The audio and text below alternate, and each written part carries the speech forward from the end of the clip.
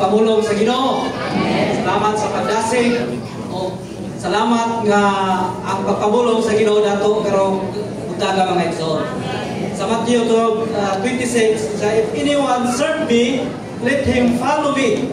And where I am, there also my servant will be. If anyone serve me, the Father will honor him. Daghang panahon nga gusto tang mangalagad. Pero mangutana ta, nangalagad ba ta nga nagsunod diha kaniya. Kunya kamahan ming honor ba gitahon ba po dagatong pagpangalagad. Nang dinhi salamat sa Ginoo gidasig ta nga mangalagad ta diha sa pagkabanhaw. Daghang panahon nga hindi nangalagad pero wala man nilahutay. Ano man ahar man to may suna atong pagpangalagad na ugata. O atong pagpangalagad nawala ang kadasig. Kapakita dahil nga nangalagad ta nga wala sa pagkabanhaw. Ang salamat sa Ginoo, dinasig ta nga matag panahon mangalagad ta diha sa pagkabanhaw.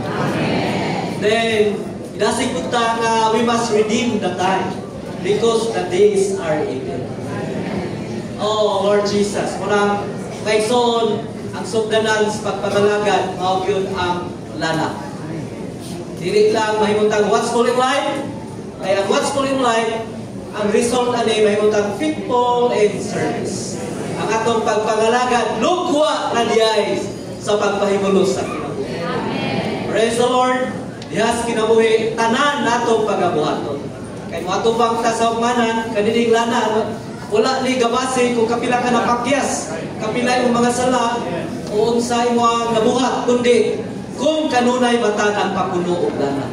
Kung nagpapuno ta og lana, ang result na forgiveness, repentance, paghinulsol, gugma, pagkamaayo, tanang pagkamaayo, all the tanang kagawian sa Ginoo.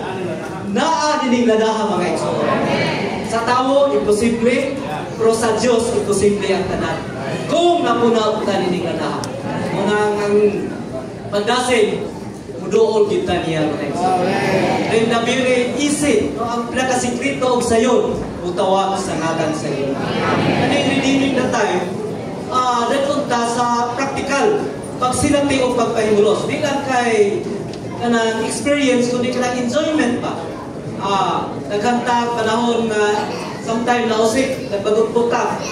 Mubayag na swimsi, magbagod-buta. No? Sometimes, karon busy ang mga department store, bato ka DIY. Asa man ang kasinan ni usaman taas yung pila. Pero ano na itong panahon, bis kadali ka, nalidim mo noong time kay Lord Jesus. Nagkunta kayo unta ta diha sa Ginoo. Ang problema, sige man tabagod-bot. Mahaman ay mong kasinan, dugay man. Dugay kayo, magdali ko.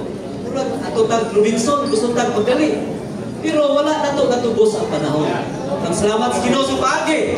Ang pagtubos sa panahon, muliso diha sa atong Espiritu. Pagpapuno sa lana, kung kita ang mga tao nga makapabalik sa Ginoo, nga nadugtog sa kasing-kasing sa Ginoo ug nahuman ang iyang balay dinhi sa yuta nga mao ang iglesia karon. Daygon ang Ginoo mga igsoon.